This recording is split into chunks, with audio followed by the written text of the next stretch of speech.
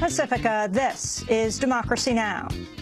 It's as if one day everybody affiliated with the Democratic Party and everybody registered as a Democrat was hunted down and killed or put in concentration camps. That's essentially what happened in Indonesia in 1965 with Western support. Today, we spend the hour with Joshua Oppenheimer, director of a groundbreaking new film called The Act of Killing. It's about Indonesia. More than 1 million Indonesians were killed beginning in 1965 by the U.S.-backed military and paramilitary death squads. The story is told by the killers themselves. At first we beat them to death, but there was too much blood. There was so much blood here. So when we cleaned it up, it smelled awful. To avoid the blood, I used this system. Can I show you? The Act of Killing. All that and more coming up.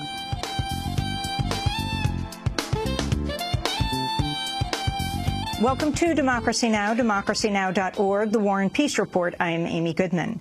The military judge presiding over the court-martial of U.S. Army Private Bradley Manning has upheld the most serious charge against him, that he knowingly aided the enemy by giving hundreds of thousands of classified documents to WikiLeaks.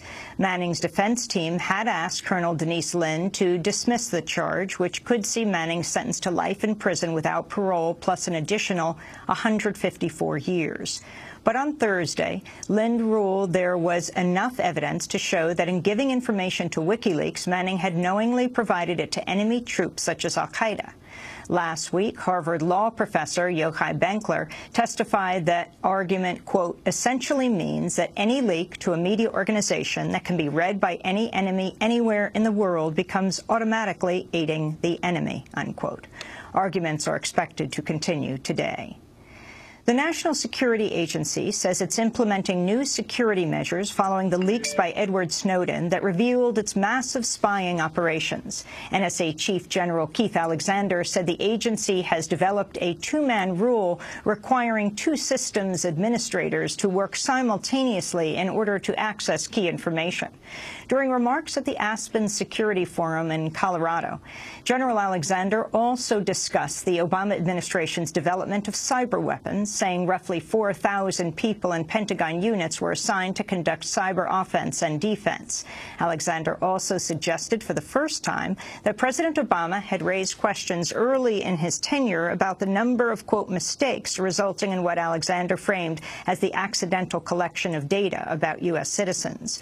When asked about the impact of the leaks that unveiled how the NSA conducts surveillance on communications both at home and abroad, Alexander condemned them in harsh terms. I think it's significant and irreversible damage to our nation, and we've got to be clear on that. The purpose of these programs and the reason we use secrecy is not to hide it from the American people, not to hide it from you, but to hide it from those who walk among you who are trying to kill you. Former U.S. President Jimmy Carter, meanwhile, has gained attention for strongly criticizing the NSA's spying this week during an event in Atlanta. According to the translation of a quote that appeared in the German magazine Der Spiegel, Carter said, quote, America has no functioning democracy at this moment. Detroit, Michigan has become the largest city in the United States to file for bankruptcy. Detroit's emergency manager, Kevin Orr, says the city's debt could be as high as $20 billion. The exact consequences of Detroit's bankruptcy will be determined in court, but they could include dramatic cuts to pensions for city workers. In Egypt, supporters of ousted President Mohamed Morsi are taking to the streets again today for mass rallies more than 2 weeks after Morsi was toppled by the military amidst a popular uprising.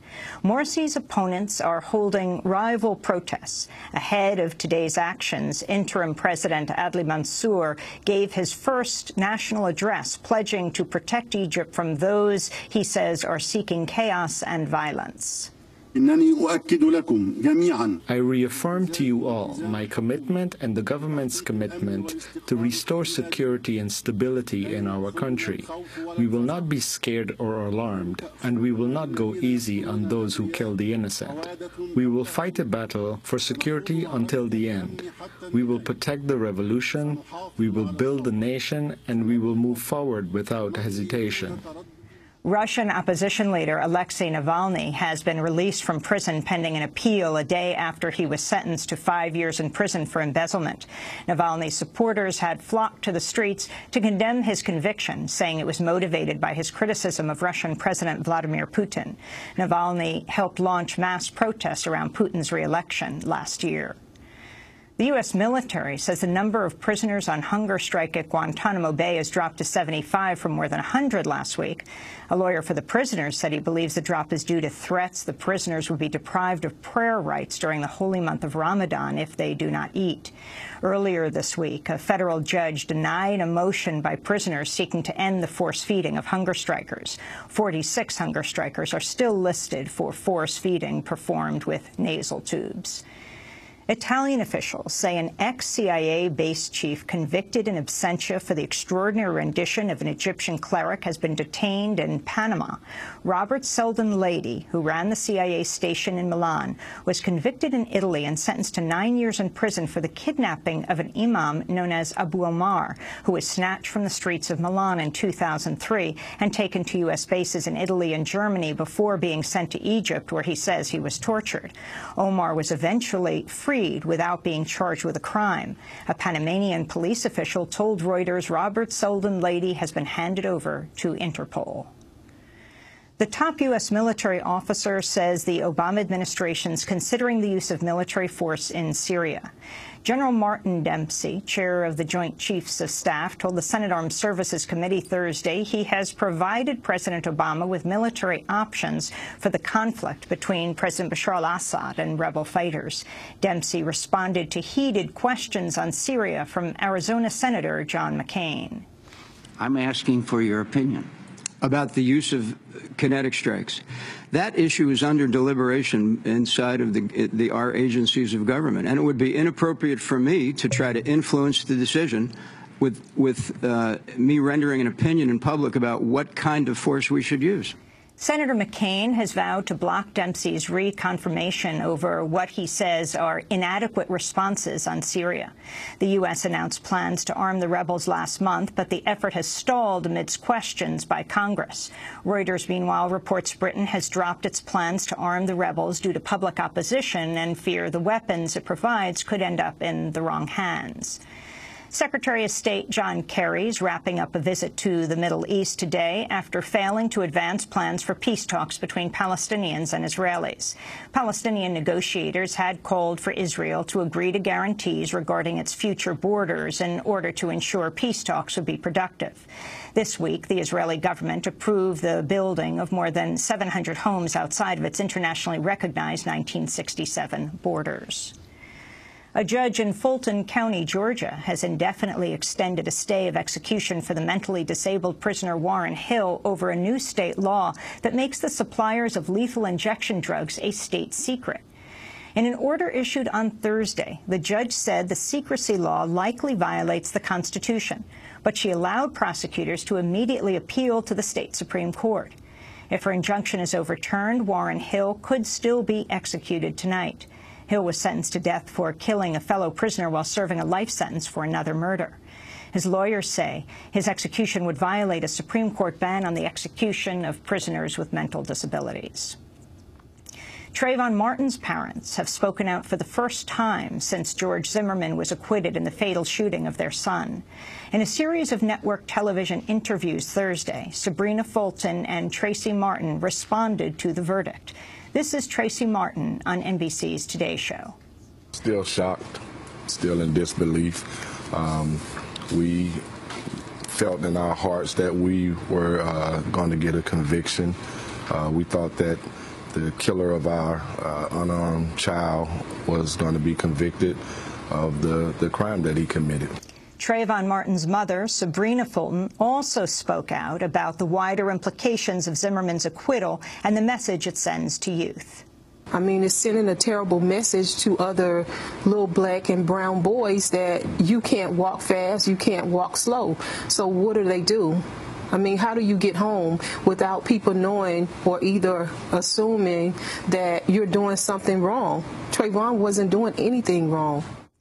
Justice for Trayvon actions are set to take place in more than 100 cities this weekend. On Saturday, Sabrina Fulton will join a vigil outside the New York Police Department headquarters, while Tracy Martin attends a similar vigil in Miami, Florida. The U.S. Senate has officially confirmed Thomas Perez as Labor Secretary and Gina McCarthy as head of the Environmental Protection Agency. The votes came after Republicans agreed to drop their blockade of a number of President Obama's nominees in order to preserve their ability to filibuster. Texas Governor Rick Perry has signed into law a bill that could shutter nearly all the state's abortion clinics. The bill inspired a people's filibuster and a stand from Texas State Senator Wendy Davis that shut down an initial attempt by the legislature to pass it last month.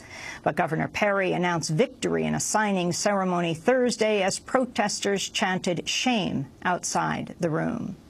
It is our responsibility and duty to give voice to the unborn, the individuals whose survival is at stake. This bill lives up to that responsibility. The law holds abortion clinics to the same standards as hospital-style surgery centers and requires hard-to-obtain admitting privileges for abortion doctors at nearby hospitals. It also bans abortion at 20 weeks post-fertilization and imposes restrictions on access to the pill form of abortion. Opponents are expected to file a lawsuit against the restrictions before they come into effect. In Virginia, the state's largest abortion provider has closed under pressure from anti-choice restrictions. Nova Women's Health Care in Fairfax tried to change locations after new state regulations forced clinics to meet hospital-style building standards. But its permit application to upgrade a new space was denied by officials citing inadequate parking. When the Fairfax City Council learned of Nova's plans to move, they approved changes forcing clinics to go through extra layers of approval and expensive permitting. The clinic had also agreed to leave its former location following lawsuits from its landlord over complaints including the, quote, unreasonable annoyance caused by anti-choice protesters. A local NARAL spokesperson told the Washington Post that in addition to abortion, quote, thousands of women also relied on the clinic for birth control and other health care, and they went to Nova because they could not afford care otherwise. Now they are left without their trusted health care provider, in part due to politicians, unquote. Virginia's harsh new regulations forced another clinic in Norfolk to close in April. And Saturday marks the first anniversary of the mass shooting in Aurora, Colorado, when a gunman opened fire on a movie theater audience, killing 12 people and wounding scores of others. The group Mayors Against Illegal Guns is gathering today to remember the victims in Aurora's Cherry Creek State Park, while the group Rocky Mountain Gun Owners holds a counter-rally in the same park. And those are some of the headlines. This is Democracy Now!, democracynow.org, The War and Peace Report. I'm Amy Goodman.